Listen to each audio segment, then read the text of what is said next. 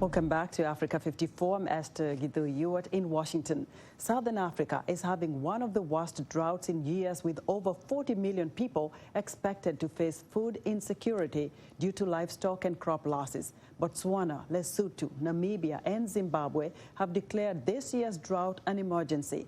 As Mkondisi Dube reports from Botswana's village of Gamodubu, drought is so frequent that the government plans to stop calling it an emergency and instead make it drought a part of the national budget.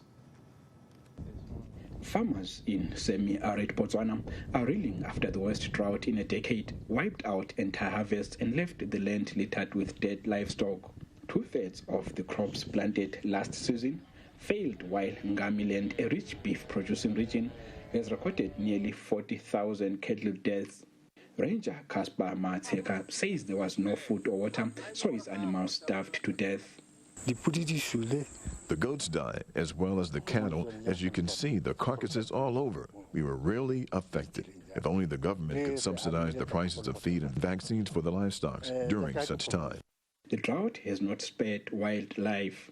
National Parks authorities have resorted to feeding starving hippos, while hundreds of elephants have died. The competition for food and water has increased the risk of human-wildlife conflict. Because the livestock are now putting pressure, onto the wildlife areas. So the wildlife are also getting pressure on the areas that's moving. So that is where the conflict zone is. And I'm bringing that up because it's all interconnected with the drought. Is this human-wildlife conflict? Botswana's President Mokgweetsi Masisi says the government plans to make drought relief funds a part of every national budget. Government has taken a decision to develop a drought management strategy which would classify drought as a permanent feature in our budget plans rather than an emergency. The strategy will be completed. Acting Director of Meteorological Services, Raditupa says a robust strategy is recurring droughts.